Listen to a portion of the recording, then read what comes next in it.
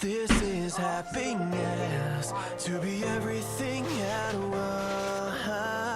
once. Be unblinded, be unlearned, be unbridled and unburned.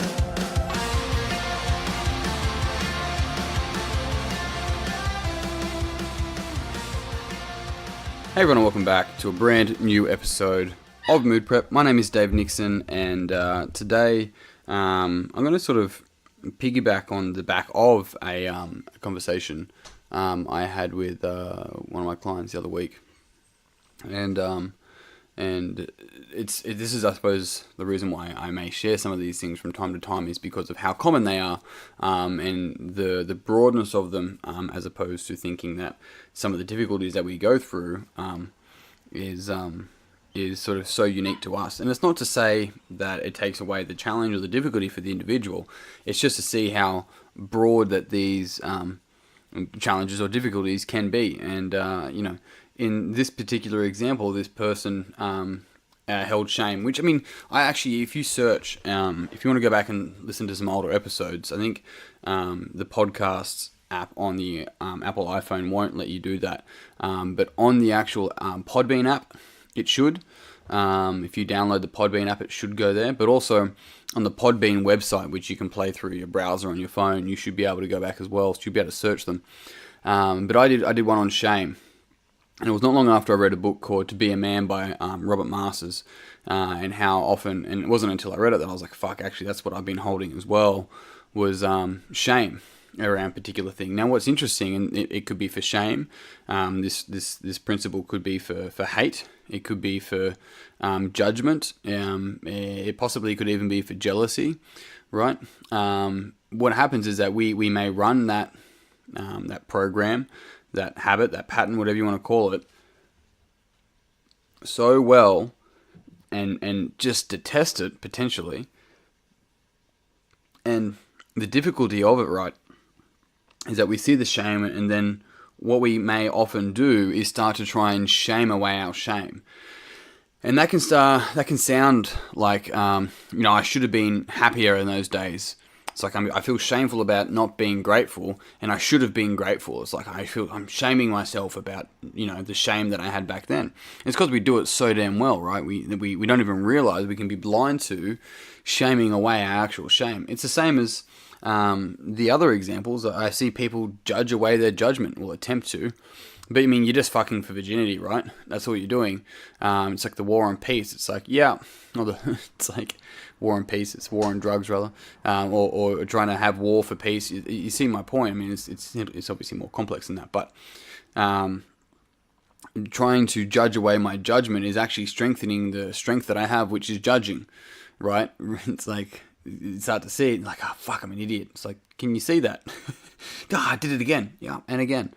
And it's interesting. It's like trying to hate away hate. It's like you can't hate away hate. It's like, oh, do I love away hate? It's like it doesn't make sense. It's not how it works, right? And it's the same as, this is probably a good idea around like positive affirmations. So positive self-talk. Well, positive self-talk presupposes that there's negative self-talk, and so we wouldn't have positive self-talk unless there was negative. But both are simply just frames of reference and subjectivity around behaviors or around a reality, where there's a lot of things in our life that we may call negative that actually turn out to be some of the best things in our life. And so the whole positive and negative is actually a judgment in itself anyway. But the difficulty is that if we're going to call it positive, then it means we know what negative is. And that's useful in many areas of life.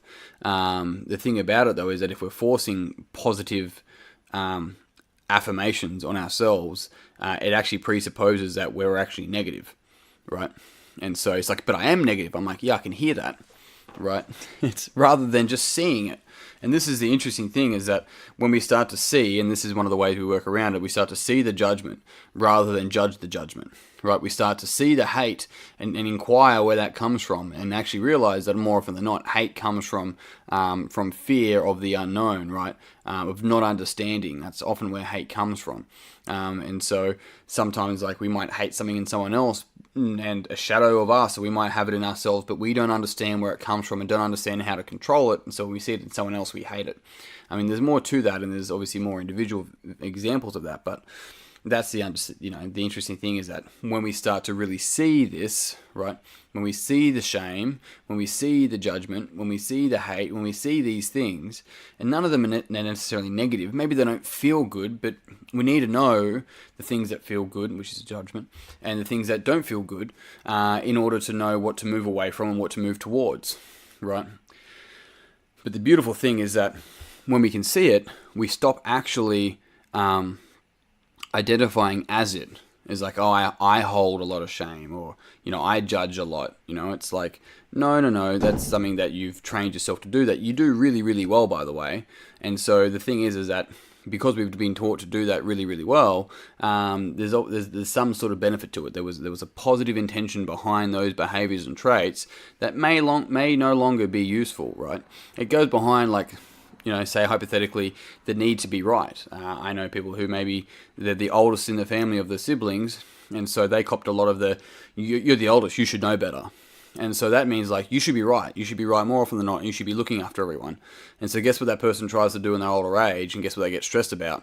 And it's quite interesting, right? We start to see that these behaviors, these traits that we develop as youth, just trying to please usually our caregivers, really develop into resourceful behaviors at some stage, and then really unresourceful behaviors if we don't see it, if we can't see it. If we can't see it, it means we're blind to it, which means we're fully fucking identifying as it, right?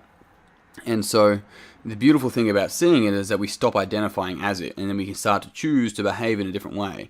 We start to be able to choose our response, and there's that gap. That's the magic.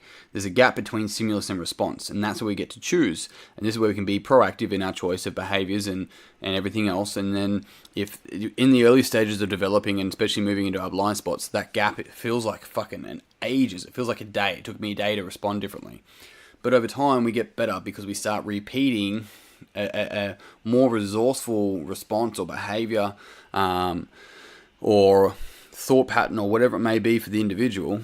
That gap gets shorter and shorter and shorter until it becomes as good or as strong as what the judgment or the jealousy or the shame or whatever it else used to be. But the problem is that if we don't see it, we can't shame away our shame.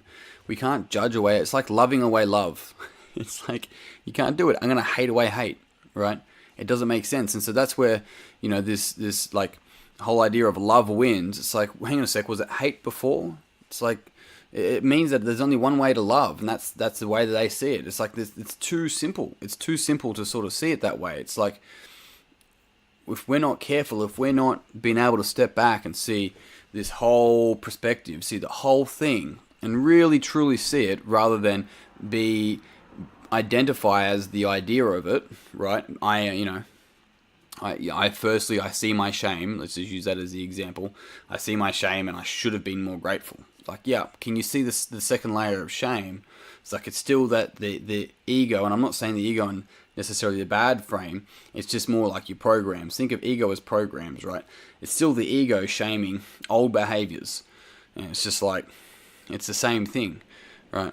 And it's interesting. We start to see this sort of stuff, and we start to see that you can call it metastating or something like that if you want, which metastating simply just thoughts about states and states about states and thoughts about thoughts, as opposed to thoughts or states about an actual external event. An example of that is somebody called me a wanker, and I feel bad about that, right? And then I think to myself, I shouldn't let people walk all over me. And I feel bad about me feeling bad about it, and I feel bad about me thinking that I let people walk all over me, and then I start to think I'm such a piece of shit because I always let people walk all over me and feel bad about myself, and then all of a sudden that's metastatic. I'm no longer feeling bad about the actual event. So people do this with anxiety as well, by the way. I no longer feel bad about the actual event. I feel bad about my thoughts and feelings of the event.